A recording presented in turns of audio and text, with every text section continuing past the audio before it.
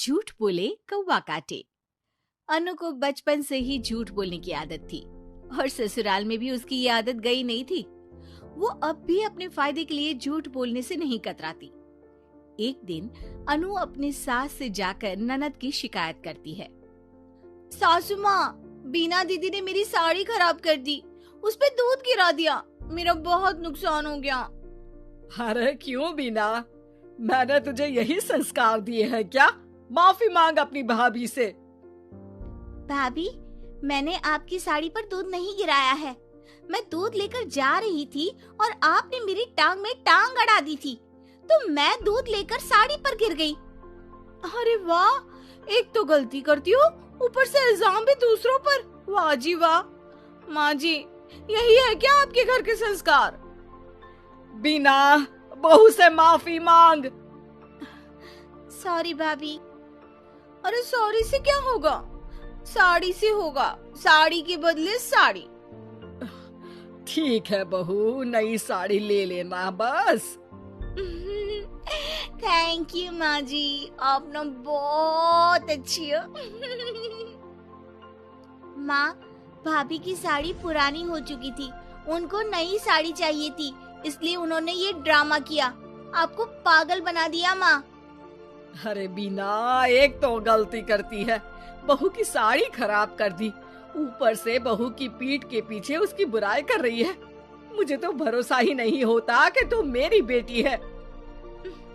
देखना माँ, जिस दिन आपको भाभी का सच पता चलेगा ना, पछताओगी बहुत। अरे तू कुछ भी बोलेगी और मान लूं मैं, हैं? आज तो तुझे तेरे किए की सजा मिलेगी।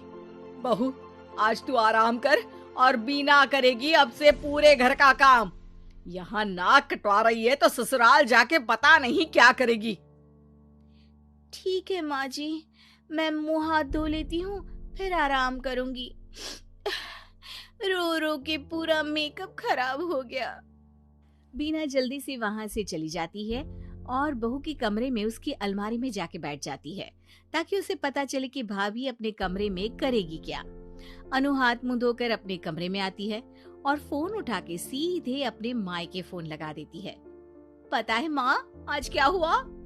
आज मैंने सास की चाय में सब्जी धोने के बाद बचा पानी डाल दिया। बेचारी। ओह, तो भाभी हर बात अपनी माँ को बताती है। अच्छा माँ, अब ना मैं सोने चली, बहुत आराम करना है आज मुझे। थोड़ी देर में अनु की नींद लग जाती है। बीना उसका फोन उठाती है और फोन में कुछ करने लगती है, फिर वहाँ से चली जाती है। वो सीधे माँ के पास जाकर माँ के कान में कुछ कहती है। ठीक है, अब तू इतने यकीन से कह रही है तो ये भी कर लेती हूँ, पर भाभी पर तेरा शक गलत निकला ना तो बहुत बुरी सजा मिलेगी तुझे। ठीक है माँ, सच सामने लाकर ही रहूंगी, चाहे फिर सजा ही मिल जाए। अगले ही दिन काम को लेकर बीना और अनु में बहस हो जाती है। बीना, तुम यहाँ पैदा हुई हो, तुम्हें इस घर का ज्यादा काम करना चाहिए। आपका भी तो यही घर है भाभी, मुझे तो एक दिन चले जाना है शादी करके, फिर तो आपको ही सब संभालना होगा ना। तुम्हारी माँ ने तुमको कुछ नहीं सिखाया। आपकी माँ ने सिखाया है तो आप ही कर लो ना काम।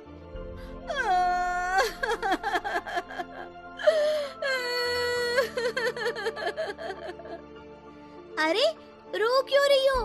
भाभी चुप हो जाओ, मैं कर लूंगी सारे काम। मैं आपके आगे हाथ जोड़ती हूँ, पाँव पड़ती हूँ, प्लीज चुप हो जाओ भाभी। बीना अनु भाभी को चुप कराने के लिए उसके पाँव छू रही होती है, तभी अनु की रोती आवाज सुन के सास वहाँ आ जाती है। क्या हो रहा है यहाँ? माँ, बिना कुछ बताए इसके पहले ही अनु बोल पड़ती है। देखो ना, आपकी बेटी मेरे पाँव पकड़ के मुझे गिराने की कोशिश कर रही है।